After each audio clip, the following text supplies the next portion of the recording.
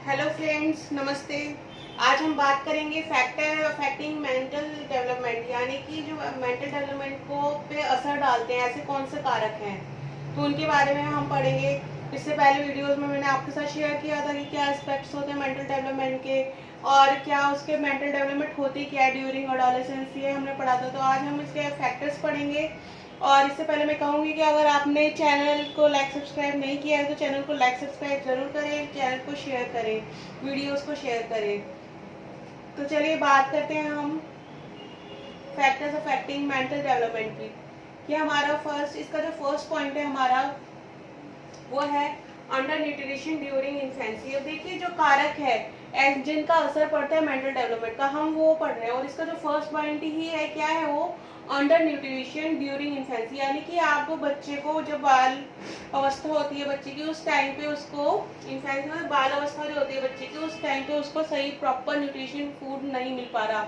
अब देखिए nutrition food का मतलब जानना बहुत ज़रूरी है। लोग क्या कहते हैं कि हम तो अपने बच्चे को बहुत सारा खाना देते हैं, वो कुछ भी दे उसका मतलब कुछ ना कुछ देते रहते हैं, तो अंडर न्यूट्रिशन कैसे हो सकता है। तो बच्चे को है ना एक ऐसा प्रॉपर फूड देना बहुत ज़रूरी है जिसमें प्रॉपर प्रोटीन हो, कैल्शियम हो, आयरन हो, तभी वो प्रॉपर ग्रोथ कर पाता है, फिजिकली भी और मेंटली भी। तो इसलिए यहाँ पे दिया हुआ है जो फर्स्ट पॉइंट है वो अंडर न्यूट्रिशन दिया हुआ है कि अगर बच्चे का अंडर न्यूट्रिशन है, उसको ठीक से न्यूट्रिशन नहीं मिल पा रहा है, आप चाहे उसको जितना मर्जी बर्गर पिज्ज़ा खिलाने पर उससे क्या होगा, उसको न्यूट्रिशन तो नहीं मिल रही ना, तो उससे क्या होगा, उसकी मेंटल ग्रोथ भी नहीं हो पाएगी। तो बच्चे के लिए फल फ्रूट्स खाना बहुत ज़रूरी है, ग्रीन वेजिटेबल्स खाना बहुत ज़रूरी है, ठीक है ना। प्रॉपर वो रोटी राइस चपाती राइस वो खाए, तभी उसको न्यूट्रिशन मिल पाते हैं। इसके बाद हमारा सेकंड पॉइंट आता है। सेकंड पॉइंट है हमारा influence of parents child interaction. अब देखिए पेरेंट्स चाइल्ड जो इंटरेक्शन होता है ना, ये मोस्ट इम्पॉर्टेंट है, क्योंकि जब बच्चा जितना अपने प्रॉब्लम शेयर कर सकेगा, जितना बात कर सकेगा, उतना ही वो मेंटली फ्री रहेगा और उसके प्रॉब्लम के सॉल्यूशन भी उसको मिलते रहेंगे। तो ये जो इंटरेक्शन है ना पेरेंट्स और चाइल्ड का, ये होना बहुत ज़रूरी है। कई बार क्या होता है पेरेंट्स बिजी होते हैं अपने काम में, वो बात नहीं कर पाते, वो टाइम नहीं दे पा रहे बच्चे को, पर क्या उनको कुछ ना कुछ टाइम ऐसा निकालना ही चाहिए, चाहे वो मॉर्निंग हो चाहे इवनिंग हो, कि वो बच्चों से बात कर सके, उनके साथ शेयर कर सके, उनकी प्रॉब्लम शेयर कर सके, उनको सॉल्यूशन दे सके प्रॉपर। इसके बाद हमारा नेक्स्ट पॉइंट आता है हेरिडिटी। अब हेरिडिटी जैसे मैंने बताया था, हेरिडिटी क्या होता है, इसमें जीन्स इफेक्ट जो होता है ना मदर होम में, उसको हेरिडिटी बोलते हैं, जो बच्चे को बायोलॉजिकली मिलते हैं। जैसे अगर आपने देखा होगा, मैंने फिजिकल उस डेवलपमेंट में आपको बताया था कि अगर बच्चे की हाइट छोटी है और पेरेंट्स की हाइट छोटी है, तो बच्चे की भी देखा जाता है कि उसकी भी हाइट छोटी है। या फिर पेरेंट्स में अगर कोई बीमारी है जो जेनेटिक है, तो वो भी क्या है, वो उसमें वो बच्चों में भी देखने के लिए मिलती है। इसके बाद आता है हमारा फोर्थ पॉइंट, इन्वायरमेंट। अब देखिए जितना रोल हेरिडिटी का है ना, उतना ही इन्वायरमेंट का, क्योंकि हेरिडिटी में क्या होता है कि हेरिडिटी से ही अगर बच्चे क्या है, पेरेंट्स है अगर वो इंटेलिजेंट है, तो मोस्ट ऑफ द टाइम में देखा जाने को मिलता है कि हमें कि जो बच्चा है उसमें भी क्या है, वो भी इंटेलिजेंट है, उसमें भी वो ट्रेड्स देखने के लिए मिलते हैं। और कई बार ये भी होता है कि ट्रेड्स होने के बावजूद बच्चे को इन्वायरमेंट नहीं मिल पाता, तो क्या है वो ग्रोथ नहीं कर पाता, मेंटली ग्रोथ नहीं कर पा रहा। क्योंकि देखिए जो इसका रेशियो है ना, वो 30-70 का रेशियो रहता ही रहता है हेरिडिटी और इन्वायरमेंट का। तो इसको मेंटेन करना बहुत ज़रूरी है। अगर बच्चा मान लीजिए उसके जीन्स बहुत अच्छे, जेनेटिक बहुत अच्छा है, उसके ग्रेड्स उसके इतने अच्छे हैं, तो इन्वायरमेंट भी उसका अच्छा होना चाहिए। अगर इन्वायरमेंट अच्छा नहीं होगा, उसे उस तरीके का इन्वायरमेंट नहीं मिलेगा, तो क्या होगा, वो ग्रोथ नहीं कर पाएगा, वो कहीं ना कहीं कंफ्यूज ही रहेगा अपने अंदर। नेक्स्ट पॉइंट है हमारा नीड ऑफ मोटिवेशन। बच्चे को देखिए जो एडोलेसेंस की स्टेज होती है ना, उसमें मोटिवेशन की बहुत ज़रूरत होती है उसको। अब चाहे वो उसको टीचर से मिले, चाहे वो उसको पेरेंट्स से मिले, चाहे फैमिली मेम्बर से मिले, पर मोटिवेशन एक टाइम टू टाइम उसको मिलते रहना चाहिए कि क्या वो कर रहा है, क्या उसे लाइफ में आगे करना चाहिए, क्या प्रॉब्लम आ रही है और उनसे वो कैसे बाहर निकल सकता है। यही होता है मोटिवेशन, जिसको पेरेंट्स और टीचर देख सकते हैं। पर उसके लिए भी देखिए, जैसे मैं बताऊं आपको, कोई भी पॉइंट एक दूसरे से अलग नहीं है। अब जैसे मोटिवेशन है ना, उसके लिए भी क्या है, ये इंटरेक्शन जरूरी है। अगर इंटरेक्शन ही नहीं होगा तो बच्चा मोटिवेट कैसे होगा, ठीक है ना। इसके बाद है हमारा नेक्स्ट पॉइंट, स्कूल। अब जो स्कूल है ना, वहीं से क्या होता है, बच्चे का ज़्यादातर मेंटल डेवलपमेंट वहीं से देखने के लिए हमें मिलता है, क्योंकि वहाँ पे वो क्या करता है, वहाँ पे प्रोजेक्ट वर्क कर रहा है, लेबोरेटरी वर्क कर रहा है, और जो प्रोजेक्ट्स वो बनाना सीख रहा है, वो नए नए आइडियाज़ ले रहा है टीचर से। तो क्या इसका बहुत इंपॉर्टेंट रोल है। अब अगर इस केस में आप ये सोचिए कि अगर टीचर एजुकेटेड नहीं है, प्रॉपर उसको नई ट्रेनिंग मिली हुई, तो वो बच्चे को कैसे गाइड करेगी, नहीं कर पाएगी। और सेकंड थिंग ये कि अगर बच्चे को कंपनी सही नहीं मिल रही, उसके जो फेलोमेट्स हैं अगर वही सही नहीं है, तो फिर वो कैसे करेगा ग्रोथ। तो प्रॉपर इन्वायरमेंट देखना है स्कूल का बहुत ज़्यादा ज़रूरी है, कि किस तरीके के टीचर्स हैं और किस तरीके का उसका ग्रुप है, किस तरीके के स्टूडेंट्स हैं और क्लास में जो उसके साथ में पढ़ रहे हैं। इसके बाद 7 पॉइंट आता है हमारा social economic status of the family. Social economic status क्या होता है, आर्थिक स्थिति जो होती है ना फैमिली की, वो उसका बहुत असर होता है। क्योंकि कई बार आपने देखा होगा, अगर कोई बच्चा नहीं पढ़ पा रहा है, डफर से डफर बच्चा भी है, अगर नहीं ग्रोथ कर पा रहा, तो क्या करते हैं पेरेंट्स, उसका ट्यूशन लगा देते हैं और एक्टिविटीज़ में इन्वॉल्व कर देते हैं उसको। अगर वो जिम्नास्टिक में है तो जिम्नास्टिक में डाल देते हैं, स्ट्रेचिंग वगैरह में डाल देते हैं। तो क्या है, वो तभी कर सकते हैं जब सोशियो इकोनॉमिक स्टेटस अच्छा होगा, जब आर्थिक स्थिति अच्छी होगी, तभी वो कर पाएंगे। तो उसका बहुत असर पड़ता है मेंटल डेवलपमेंट पर, क्योंकि अगर बच्चे को जरा सा भी अगर सपोर्ट ना मिले ना, तो वो आगे नहीं बढ़ सकता। और समटाइम्स ऐसा होता है कि बहुत लिटिल बिट अगर सपोर्ट भी अगर मिल गया बच्चे को, तो वो बहुत आगे काम कर जाता है, बहुत आगे बढ़ता है वो। तो ये बहुत ज़रूरी है सोशियो इकोनॉमिक स्टेटस। इसके बाद हमारा 8 पॉइंट हमारा कॉन्फ्लिक्ट्स इन अ फैमिली और स्कूल। अब देखिए जो कॉन्फ्लिक्ट्स की बात हो रही है ना इन अ फैमिली और स्कूल, इसमें दो चीजें हैं। एक तो बच्चे के कॉन्फ्लिक्ट्स विद फैमिली, कि बच्चा कैसा फैमिली के साथ है, वो सही से कन्वर्सेशन कर पाता है कि नहीं कर पाता, या उसकी माँ बाप से अगर वो नहीं बात कर पा रहा है, या पेरेंट्स उससे कुछ बोल रहे हैं, वो कुछ कर रहे हैं, तो कुछ ना कुछ कॉन्फ्लिक्ट्स होंगे। और वो कॉन्फ्लिक्ट्स जो फैमिली के कॉन्फ्लिक्ट्स होते हैं ना, वो देखने के लिए बच्चे के मेंटल डेवलपमेंट पे देखने के लिए मिलते उसका असर पड़ता ही पड़ता है।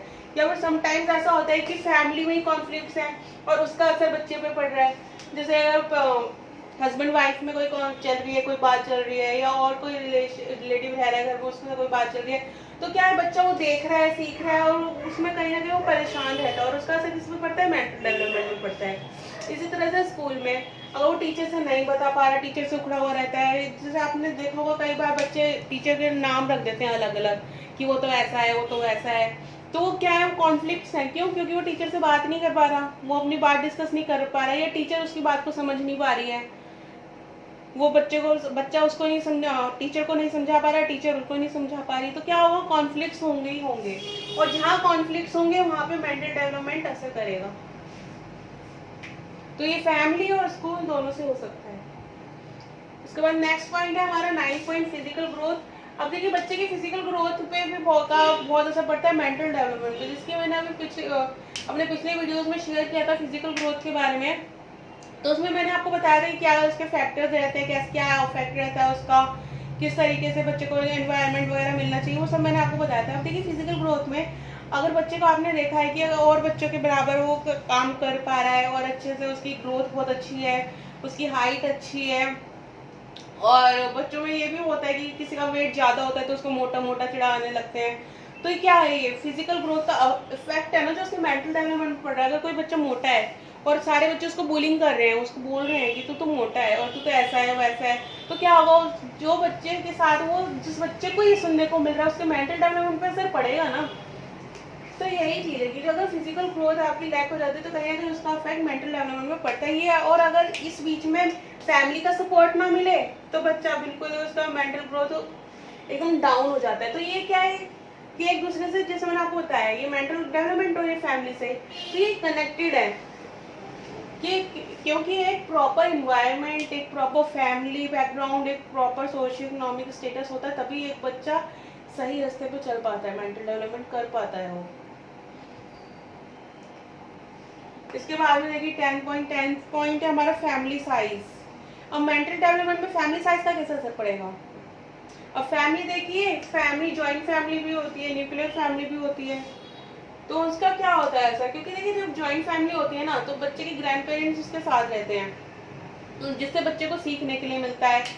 जब घर में 4-5 जने हों तो क्या होता है, बच्चा अगर एक से बात नहीं कर पा रहा तो दूसरे से बात कर लेता है, दूसरे से नहीं कर पा रहा तीसरे से बात नहीं कर रहा, या फिर सब इतना सपोर्टिव होते हैं कि उसको बच्चे को आगे बढ़ाते हैं, आगे वो अगर किसी एक्टिविटी में जाना चाहता है वो उसको सुनते हैं।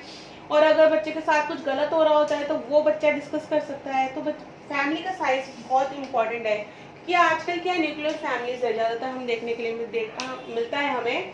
तो न्यूक्लियर फैमिली में क्या होता है, बच्चा के अपनी बात कह ही नहीं पा रहा किसी को, पेरेंट्स अपना अपने काम में लगे हुए हैं, बच्चा एक जगह या तो टॉय से खेलता रहेगा या टीवी देखेगा या फिर मोबाइल से खेलेगा। तो ये क्या है, इसका बहुत असर पड़ता है। और अगर जॉइंट फैमिली होती है तो बच्चा दादा दादी के साथ रहता है, उनसे कुछ चीज़ें सीखता है, उनके पास बैठता है, अपनी बातें शेयर कर सकता है। अगर नहीं मम्मी पापा के साथ बैठ पा रहा तो दादा दादी के साथ बैठता है, और दादा दादी के साथ नहीं बैठ पा रहा तो मम्मी के पापा के साथ बैठता है। तो कहीं ना कहीं बच्चे को इफेक्ट होता है, और इसका इफेक्ट मेंटल डेवलपमेंट पर पड़ता है। तो ये कुछ पॉइंट्स हैं जो मैंने आपके साथ शेयर किए, फैक्टर्स अफेक्टिंग डेवलपमेंट यानी कि जो मानसिक विकास को असर डालने वाले कारक हैं, ये मैंने आपके साथ शेयर करे। तो और जो नेक्स्ट वीडियो में बताऊंगी, अब नेक्स्ट वीडियो में बताऊंगी कि एक टीचर के लिए ये नॉलेज होना क्यों ज़रूरी है। जो मैंने आपको पढ़ाया, फैक्ट्स पढ़ाए, आपको मेंटल डेवलपमेंट ड्यूरिंग एडोलेसेंस पढ़ाया, आपको ये फैक्टर अफेक्टिंग मेंटल डेवलपमेंट में मैंने आपके साथ डिस्कस किया। तो ये टीचर के लिए नॉलेज होना क्यों ज़रूरी है। अगर आप कोई भी एग्ज़ाम दे रहे हैं, आप चाहे सीटेट का दे रहे हैं, चाहे आप KVS का दे रहे हैं, चाहे आप BEd का दे रहे हैं, या फिर कोई भी एंट्रेंस एग्जाम आप दे रहे हैं, UP-TET दे रहे हैं, STET दे रहे हैं, तो उसमें क्या है, इस तरीके के पेडागोजिकल जो क्वेश्चंस होते हैं आते हैं कि बताइए इसका क्या इंपॉर्टेंस है, टीचर को इस सिचुएशन में क्या करना चाहिए, तो क्या है वो जानना बहुत ज़रूरी है। तो मैं आपसे जो नेक्स्ट वीडियो में शेयर करूँगी वो यही करूँगी कि एक टीचर के लिए ये सब नॉलेज होना क्यों ज़रूरी है। तो मिलते हैं नेक्स्ट वीडियो में, और आप ये पढ़िए, समझिए, और अगर आपको इससे कोई रिलेटेड प्रॉब्लम होती है तो आप वो कमेंट बॉक्स में लिख सकते हैं, और डिस्क्रिप्शन बॉक्स में से प्रीवियस वीडियोस के मैं आपको लिंक सेंड कर दूंगी। और अगर आपको तब भी उसमें प्रॉब्लम हो तो आप हॉक्स एजुकेशनल इंस्टीट्यूट का नाम डाल के वीडियो सर्च कर सकते हैं, उसमें आप कोई भी वीडियो देख सकते हैं। चलिए मिलते हैं नेक्स्ट वीडियो में, और वीडियो को लाइक सब्सक्राइब ज़रूर करें। थैंक यू, धन्यवाद।